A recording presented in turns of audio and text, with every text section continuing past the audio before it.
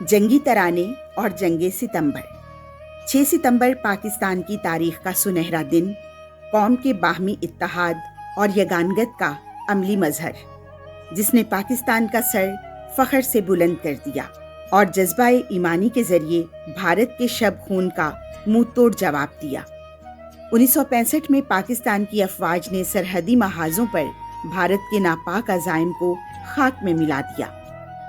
जहां दुनिया से अपनी ताकत और शुजाअत का लोहा मनवाया, वहीं पाकिस्तानी शायरों के तख्लीक करदा जंगी तरानों और रज़मिया शायरी की गूंज और कौम की उमंगों और जज्बात की तर्जुमानी करते हुए मिली नगमात के बोल भी सरहद पार ऐवानों में बैठे हुए दुश्मन के लिए किसी ताज़ियाने से कम ना थे।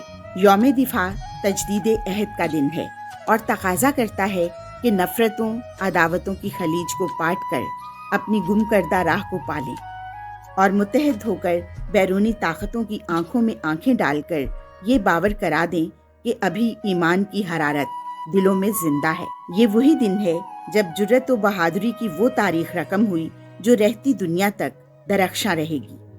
सदर अयूब के ऐलान जंग पर पाक फौज के सिपाहियों के पीछे पूरी कौम खड़ी हो गई, जो घर की छोटी छोटी चीज लेकर अपने मुहाफिजों की नजर करने निकल आई।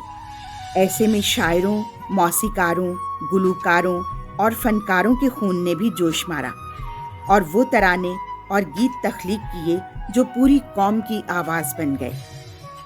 लाहौर रेडियो पर सूफी तबस्सुम के साथ साथ दूसरे शुअरा भी बेहद फाल रहे। ये अलग बात है कि सबसे ज़्यादा पजीराई सूफी तबस्सुम के वालिहाना कलाम और मलका तरन्नुम नूरजहां की लाजवाल आवाज़ को मिली। लाजवाल नगमों और जंगी तरानों की तख्लीक व तरसील में इन दोनों का नाम जंगे सितंबर 1965 की तारीख में अनमिट और यादगार रहेगा। रेडियो पाकिस्तान में रोज़ाना एक तराना रिकॉर्ड किया जाता और पूरा पाकिस्तान मुंतज़िर होता कि अब कौन सा नगमा फिजाओं में गूंजेगा। सूफी गुलाम तबस्सुम ने कहा, ए पुत्र हटाते नहीं विक दे कि लबदी फिरे बाजार कुड़े, तो नूरजहां ने इसे गाकर अनमोल कर दिया।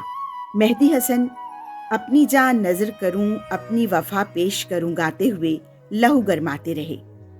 जिन दिनों जंग शुरू हुई उन्हीं दिनों फिल्म साजो अक्कास रियाज बुखारी की फिल्म मुजाहिद रिलीज हुई। इस फिल्म का एक तराना जिसे हिमायत अली शायर ने लिखा और खलील अहमद ने इसकी धुन बनाई, साथियों मुजाहिदों जाग उठा है सारा वतन, मोहम्मद अली, मासूद राना, शौकत अली और साथियों ने गाया था और ये वो पहला फिल्मी तराना था जो पूरे पाकिस्तान में रेडियो के जरिए नशर हुआ। अलावा अज़ीं नगमा निगार तुफैल होशियारपुरी का लिखा हुआ तराना, ए मर्दे मुजाहिद जाग जरा अब वक्त शहादत है आया, गुलूकार इनायत हुसैन भट्टी और साथियों की आवाज़ में सारे मुल्क में गूंज रहा था। इस रूह को गरमा देने वाले तराने की धुन रशीद अत्रे ने फिल्म चंगेज़ खान के लिए बनाई थी। जैसे जैसे जंग में शिद्दत आ रही थी, वैसे वैसे पाक फौज के हौसले बुलंद से बुलंद तर हो रहे थे।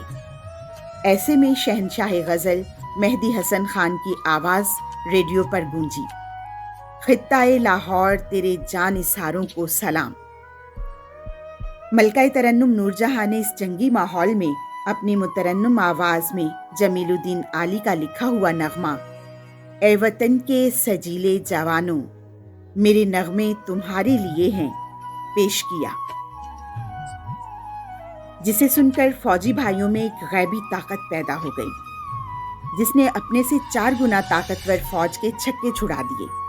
गुलूकार ताज मुल्तानी मरहूम का वलवला अंगेज तराना भी समाअतों को नए जज्बों से आशना कर रहा था। जंग खेड नहीं हुंदी जनानियां दी,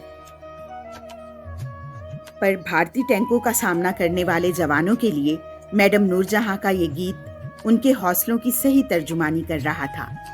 मेरे ढोल सिपाहिया तेनू रब दियां रखा। फिल्मों में काम करने वाले फनकार, टेक्नीशियंस सब लोग ही खून के एहतियात के लिए आम लोगों के साथ लंबी लंबी कतारों में घंटों खड़े रहते।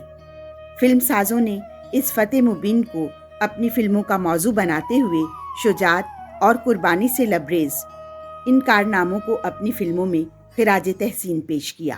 1966 میں کراچی میں بننے والی فلم آزادی یا موت کا موضوع جنگ 6 ستمبر تھا۔ اس فلم میں محمد عالم لوہار کی گائی ہوئی جگنی دنیا جانے میرے وطن کی شان نے قوم کا سر فخر سے بلند کر دیا۔